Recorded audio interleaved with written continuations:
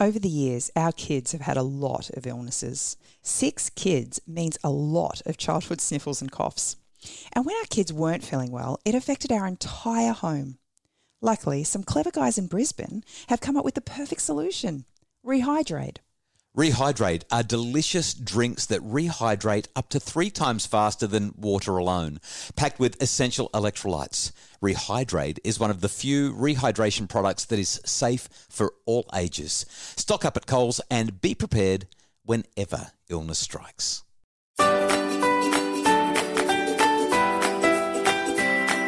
This is the Happy Families podcast with Dr. Justin Coulson. We're Luke and Susie, a husband and wife radio team with 3 young boys. This is the podcast for the time-poor parent who just wants some answers now. Suze, just one of the things that he's been talking about recently is about prep kids. Aren't they cute, Suze? Oh, they're beautiful. Aren't they the most lovely and adorable little children, those They look preppies? so cute in their little uniforms. But apparently they're little monsters. More prep kids being suspended now than in previous occasions. This behaviour seems to be getting worse.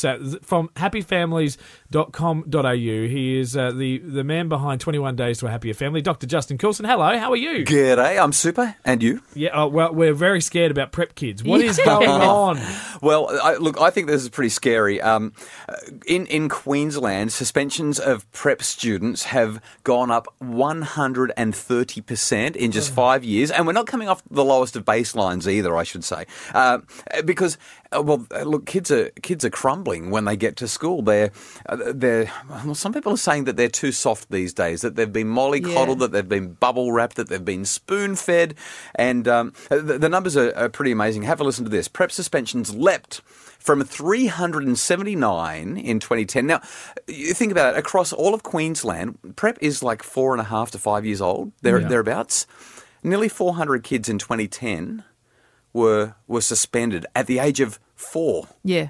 I mean, what does a 4-year-old do, or maybe a 5-year-old do to get suspended? It went up to 572 in 2013, and last year, 873 kids across Queensland have been suspended, and in almost every case, it's because it's they're being told that they've been behaving inappropriately. Yeah, so they've been aggressive, they've been bullying, they've been treating others poorly, they've been refusing to do what the teacher asked them to do, and really acting out. And so the schools are sort of saying, well, we've worked with this family, we've worked with these kids, it's not working, they're out. Yeah. Is it possible, though, because, I mean, I can see a case where maybe the kids are behaving worse. Is it possible that maybe the schools have made a determining factor to say this is a non-compulsory year, this is the first year, it's where we get to draw a line in the sand and teach kids and families about what to expect in the years going? Like, do it in prep, don't wait till grade 1, 2 and 3 to have to do this? I work with school teachers and school principals all around the country all the time, and I don't get that feeling. I don't hear primary school principals and primary school teachers saying, we've got to teach them early, we've got to discipline them hard. I mean, usually there's a great deal of compassion, there's tremendous care and concern. Yeah. In some cases, perhaps, there are some who might be saying that. And look, I think that there is an argument for suspension at any age group. I'm not big on punishment. You know that. I'm big on teaching. I don't think we need to hurt our kids to make them better.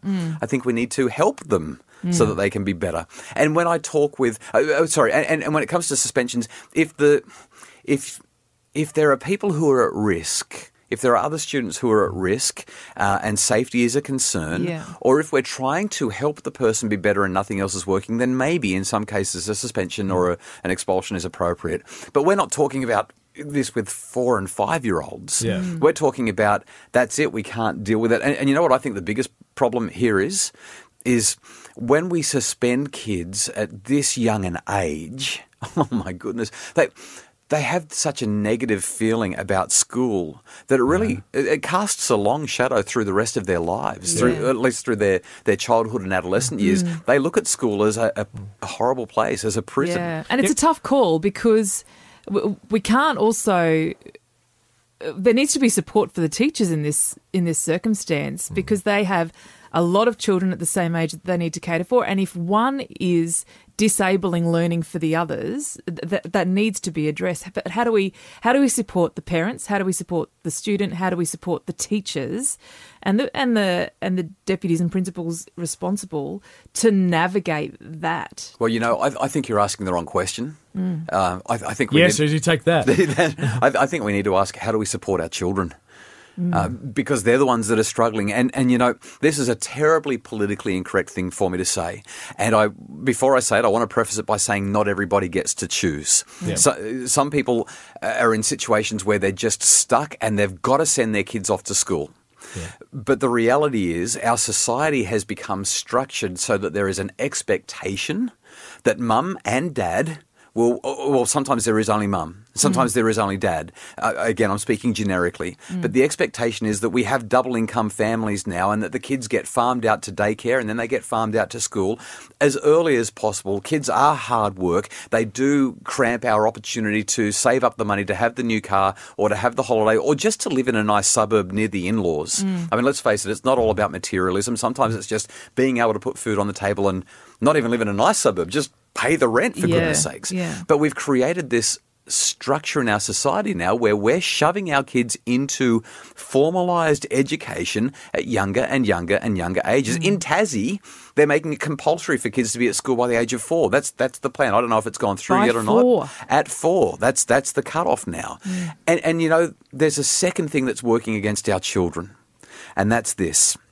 We have got what we call a push-down effect on academic rigour and standardised testing. So once upon a time, you did your standardised tests in Year 12 and Year 10, and maybe there was a bit of testing in high school as well, but primary school was pretty relaxed. And those first couple of years of school, my goodness, that was all about play, playing in the water, playing with paints, playing with drawing, playing with reading, just playing and creating and being a kid and learning how to navigate relationships. And now we expect so much of our 4-year-olds. Yeah. If they're not writing their name and reading in Mandarin by the time they're 4 years and 3 days, what's the matter? We need to get them in the extracurricular activities and they've got to be in the soccer team and they've got to. We're expecting so much of them and they're just kids.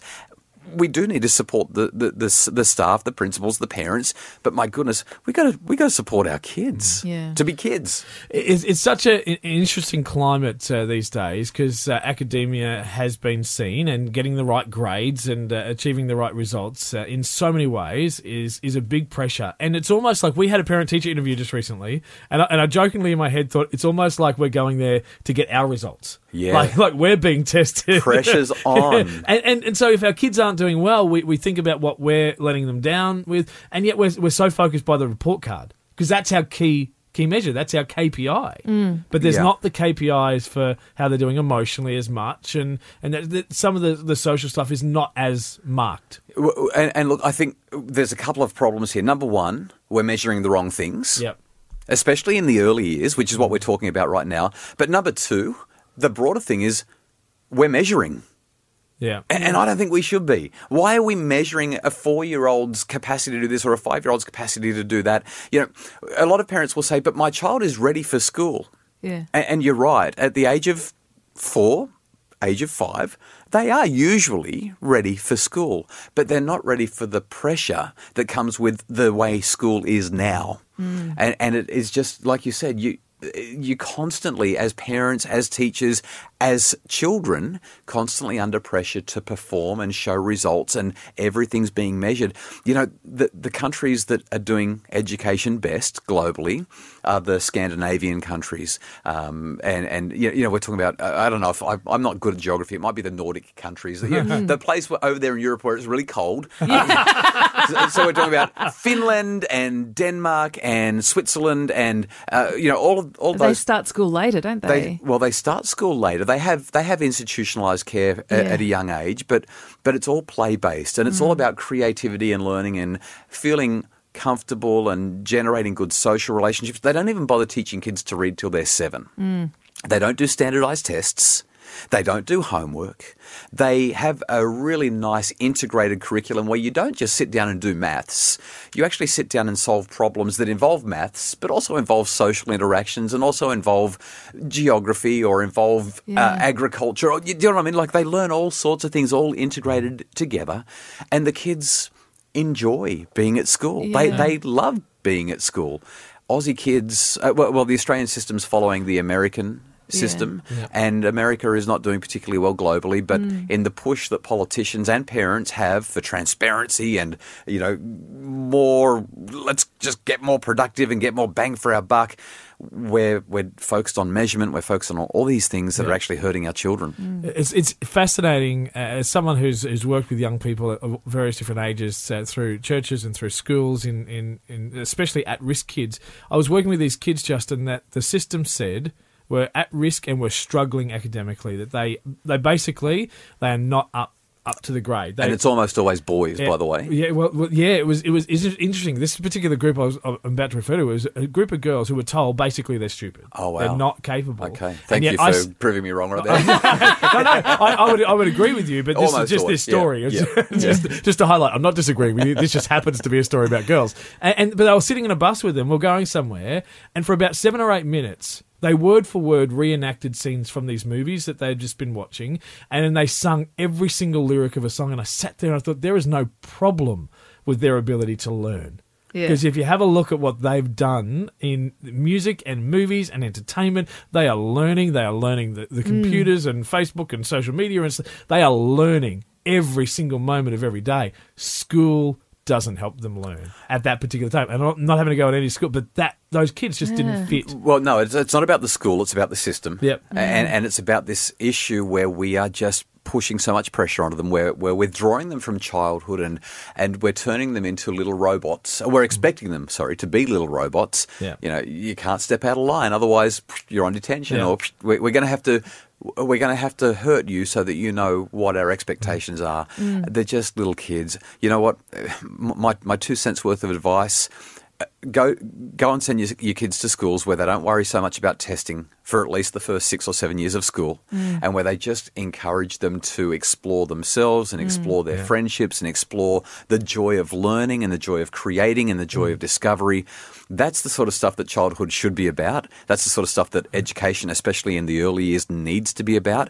And that's the sort of stuff that ensures that we don't have to start suspending kids because they're behaving badly. Yeah.